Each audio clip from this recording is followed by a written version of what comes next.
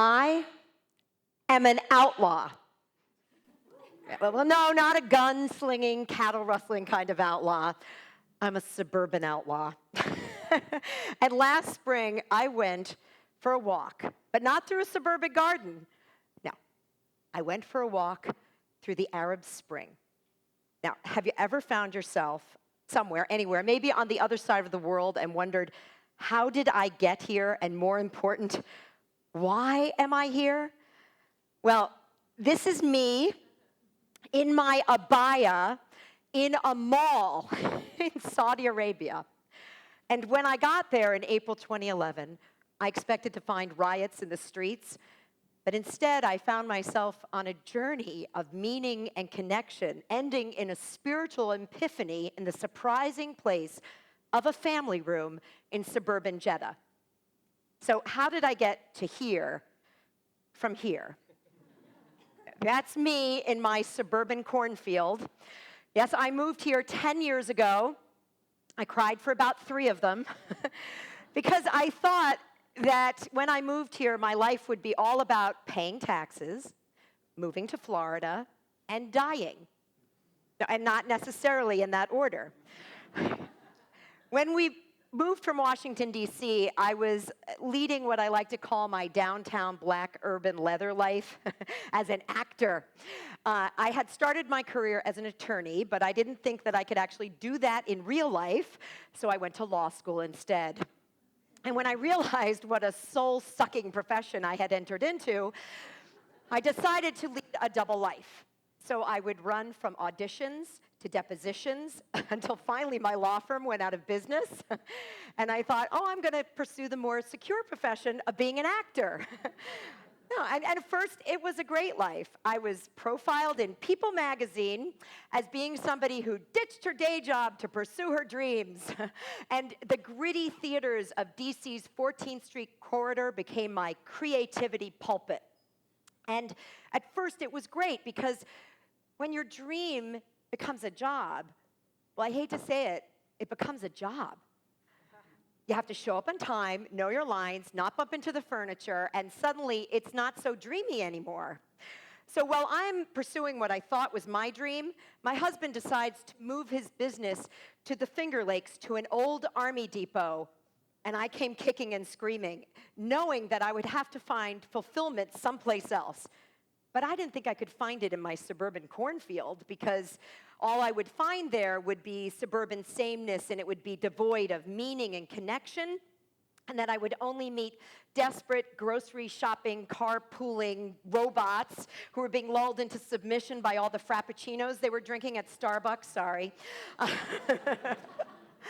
But when I finally lowered my urban snob defenses, I do want to say that when I moved here, Wegmans, I shopped here so much, it became my cathedral of hope. But I finally lowered those snob defenses, and I started meeting, interesting men and women who were leading their lives, and they were dreaming big dreams, and they were making a difference in their community. And so when I was asked to write a column for the newspaper, I said, I want to call it The Suburban Outlaw. It came to me in a dream. And I want to share the stories of other outlaws and my story of people who were making new rules instead of following old ones, who were blowing apart my stereotype of what I thought a suburbanite was. People who had an edge because they explored, they dreamed, they grow, and they excite. And my new mission became spreading my edge beyond the cornfield and sharing their stories and helping other outlaws pursue their dreams and helping businesses share their stories with the passion of an outlaw. My new religion became storytelling with an edge. And I was asked to speak all over the world. I went from Milwaukee to Miami. I went from Toledo to Toronto, from Syracuse to Sydney. And then I was asked to speak in North Africa, in Morocco. And I will say I was intimidated. They kept asking me, what is this outlaw that you are? And I'm like, they're not going to let me in the country. But I didn't think they would understand my humor. But when I got there, I got out of the Casablanca airport, and I looked up in the sun. There were these 4 huge billboards of all the actual desperate housewives hawking McMansions in suburban Casablanca. And I'm like, I'm going to be fine. But you know, I was more than fine. I learned so much by the stories that were shared that night. I heard the story of one outlaw, a paraplegic, who had always dreamed of building the first and only rehabilitation hospital in all of North Africa. And the next day, I got to visit her dream come true. And I started to realize that all over the world, people are searching for meaning and fulfillment, but instead of doing it from a cornfield, they're doing it in a desert. So the next year, when I was asked to speak in the Middle East, Lebanon, Oman, and Saudi Arabia, I said, sure. And then I got scared because, well, why? I'm an American. I'm an American woman. I'm an American Jewish woman. And I thought, in my head, I saw pictures of war-torn Beirut. I saw the religious police. And in January of 2011, when I booked the trip, I couldn't have imagined what was coming in April, riots in the streets and the change of regimes. But when I got there, it was a different story. I met Arab business leaders who wanted to tell their stories with employees for perhaps the first time, and their employees were so grateful. I met women business leaders who were changing their country with their leadership. I met the first woman lawyer to hang up a shingle in Oman. Yeah.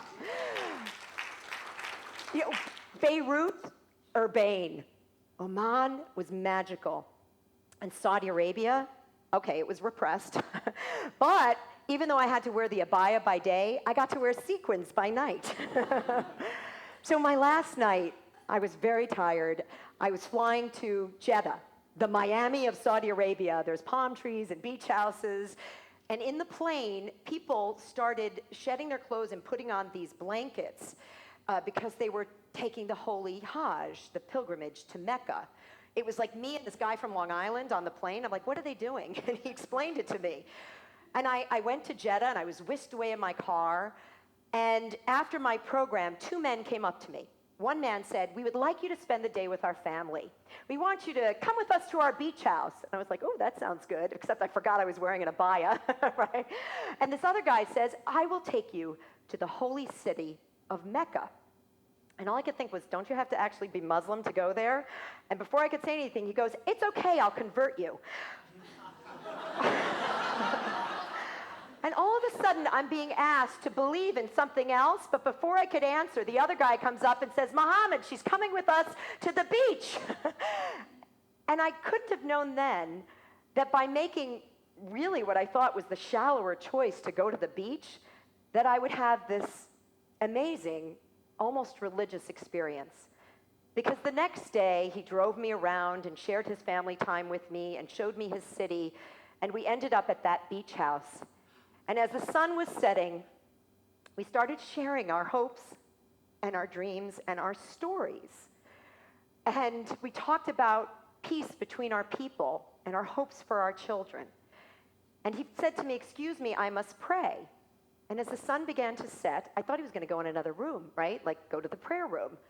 But instead, he took out a small prayer rug and began praying right there.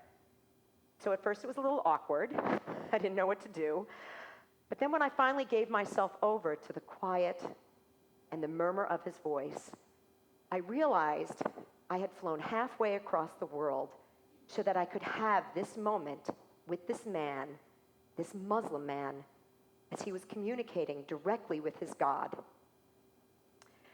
So I had been searching for meaning in cornfields and theaters and even grocery stores, when meaning can happen in any family room anywhere, if we would just listen to the people that are with us.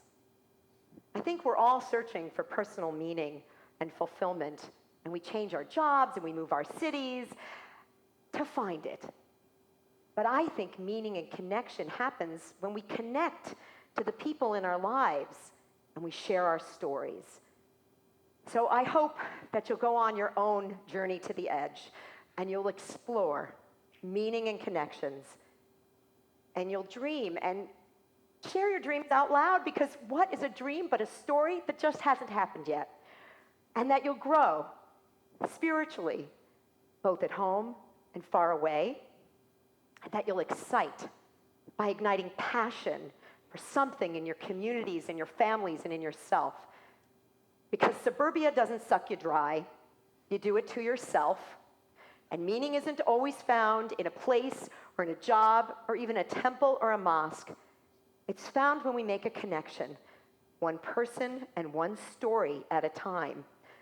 One that you might hear today from someone you're sitting next to that you don't know, or one that you heard from an outlaw who lives in a cornfield. Thank you.